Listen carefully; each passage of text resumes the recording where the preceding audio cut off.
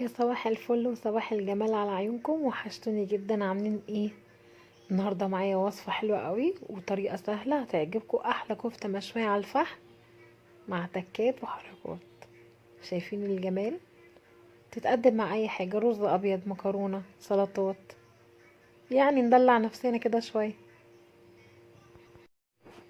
يلا بينا نشوف المقادير مع بعض عباره عن ايه. عندي هنا هجيب كيلو لحمه مفرومه. انا هعمل الكيلو على بعضه، وبراحتك عايزه تشيليه في الفريزر بيتشيل عادي. وعندي التوابل بقى.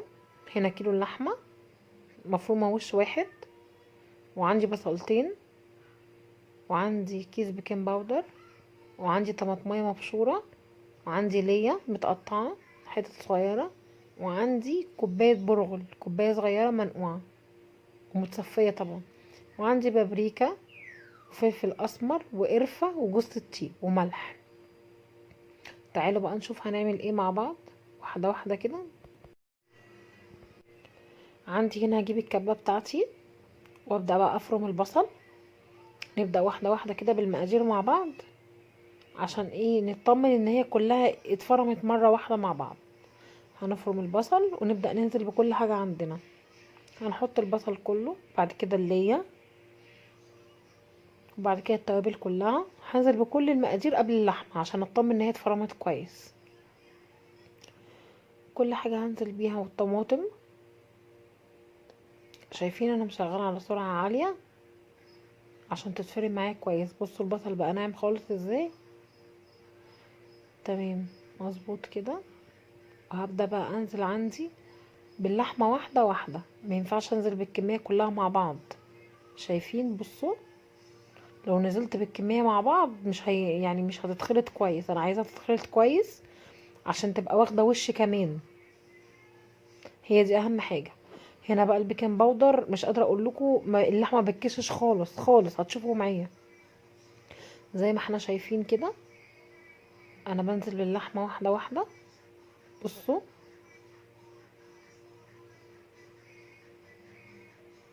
اهم حاجة الخليط يبقى ناعم. الخطوة دي مهمة جدا، عشان الخطوة دي اللي بتخلي الكفتة متماسكة. يعني العجن كويس بيخليها ما تفكش مني على السيخ، على يعني على اي حاجة. زي ما احنا شايفين مع بعض، نخلص كمية اللحمة كلها ونشوفهم مع بعض بقت عاملة ازاي.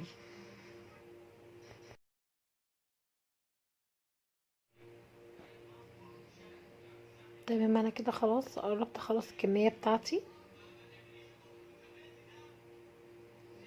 انا كده خلاص خلصت الكمية بتاعتي بقى كلها. يعني هفرم الحبة دول واطفي عليها. دي شكلها بقى بعد ما خلصت. شايفين؟ بصوا عاملة ازاي، متجانسة خالص مع بعضها. هجيب هنا طبق فيه شوية مية. لازم انا ابل ايدي قبل ما اصبع عشان الكفتة ما تلزقش فيها. ويا ريت تستريح في التلاجة نص ساعة عشان اعرف اصبعها كويس.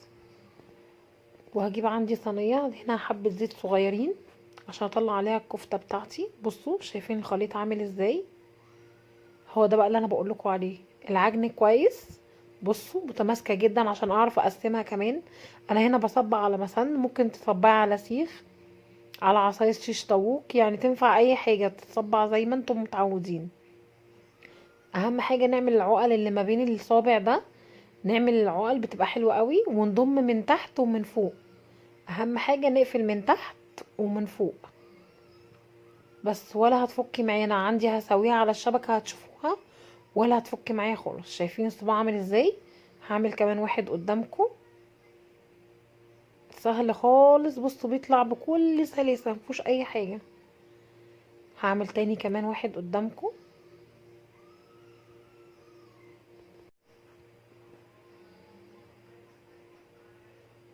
اهم حاجة ابل ايدي مية عشان اعرف اصبع كويس، العجينة ما تمسكش في ايدي.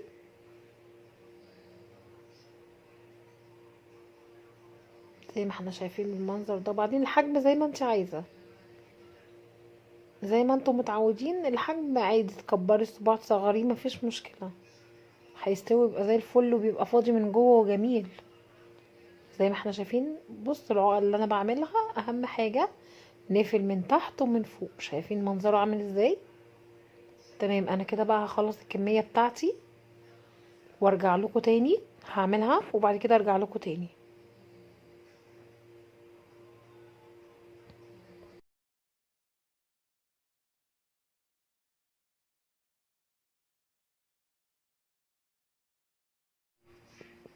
هشغل بقى الشوايه بتاعتي. انا كده خلصت الكميه بتاعتي. الشوايه الصغنطوطه المحندقه الجميله دي مش قادره اقول لكم والله بتسعفني قد ايه، تحفه. بصوا بقى انا حاطه الشبكه اهي، مش دهنها اي حاجه. هتشوفوا معايا بقى الكفته هتبقى عامله ازاي. طبعا احنا الصبح والناس مش قادره اقول لكم يعني، عمال يقول مين اللي صاحي الصبح يشوي ده. بص هرص الكميه بتاعتي كلها، بس اهم حاجه ما بتاخدش سوا، افضل اتابعها عشان ما تتلسعش مني وتتحرق. بص بقى المنظر، يا اكيد مش شامين زي ريحتها حلوه قوي. الكفتة دي ولا ايه يا ماما؟ يا ريت نجربوها، بجد تحفة. ده كان شكل طبقنا في الاخر، واتمنى الفيديو يكون عجبكم واستفدتوا منه، وبجد والله الطريقه تحفه لو جربتوها. واشوفكم في فيديو جديد. متنسوش اعملولي لايك. وزي ما سليم قال لكم ما تنسوش اللايك واشتراك في القناه عشان اكبر بيكم. ويا رب اكون خفيفه على قلبكم. باي باي.